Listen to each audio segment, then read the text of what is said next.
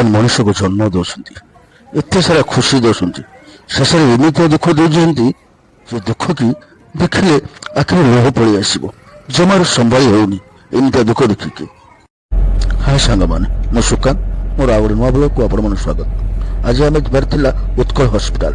ତ ରାତି 3ଟାରୁ ଉଠି ପଡ଼ି ଆମେ ଚାଲିଲୁ ଉତ୍କଳ ହସ୍ପିଟାଲ ଅଭିମୁଖେ। ଆଉ ବାଟରେ ଗଲାବେଳେ ଲାଇଟ୍ର ଝିକିମିକି ଲାଇଟ୍ରେ ଚମକୁଥାଏ, କାରଣ ଏ ସବୁ ତିରଙ୍ଗାର ନୂଆ ଷ୍ଟାଇଲରେ ଲାଇଟ୍ ସବୁ ଦିଆଯାଇଥାଏ। ଲାଇଟ୍କୁ ଦେଖି ଦେଖି ଆମେ ପହଞ୍ଚିଗଲୁ ଉତ୍କଳ ହସ୍ପିଟାଲ ପାଖରେ।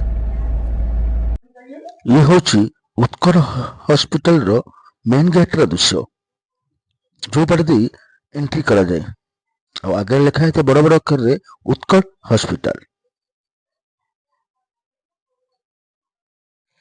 ଆଉ ଇଏ ହେଉଛି ଉତ୍କଳ ହସ୍ପିଟାଲର ଏମର୍ଜେନ୍ସି ୱାର୍ଡ। ଯେଉଁମାନେ ପେସେଣ୍ଟ ସବୁ ସିରିୟସ୍ ଥାନ୍ତି, ପ୍ରଥମେ ଏଇ ଏମର୍ଜେନ୍ସି ୱାର୍ଡ ହିଁ ଏଣ୍ଟ୍ରି ହୁଅନ୍ତି। ଏଇଟା ହେଉଛି ଏମର୍ଜେନ୍ସି ୱାର୍ଡର ଏଣ୍ଟ୍ରି ଡୋର।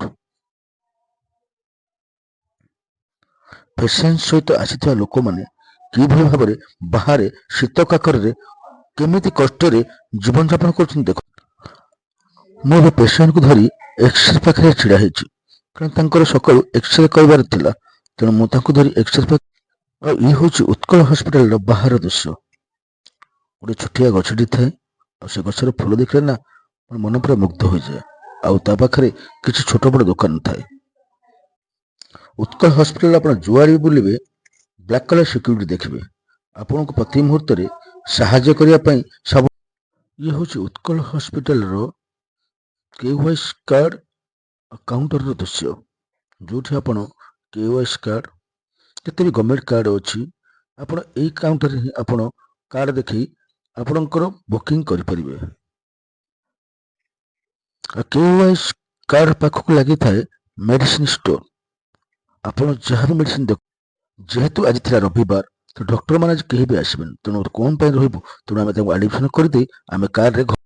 ଆପଣ ଯଦି ରବିବାର ଦିନ ପ୍ଲାନିଂ କରୁଛନ୍ତି ପ୍ରାଇଭେଟ୍ ହସ୍ପିଟାଲ ଯିବା ପାଇଁ, ତାହେଲେ କେବେ ବି ଯାଆନ୍ତୁନି, କାରଣ ରବିବାର ଦିନ ସବୁ ପ୍ରକାର ଡକ୍ଟର ଆଭେଲେବୁଲ୍ ନଥାନ୍ତି। ତେଣୁ ପ୍ଲିଜ୍ କେବେ ବି ରବିବାରେ ପ୍ରାଇଭେଟ୍ ହସ୍ପିଟାଲକୁ ଯିବାକୁ ଚେଷ୍ଟା କରନ୍ତୁ ନାହିଁ। ଯଦି ମୋ ଚ୍ୟାନେଲଟା ଭଲ ଲାଗିଥିବ ତାହେଲେ ଲାଇକ୍ କରନ୍ତୁ, ସେୟାର କରନ୍ତୁ ଆଉ କମେଣ୍ଟ କରି କୁହନ୍ତୁ। ଜୟ ଜଗନ୍ନାଥ।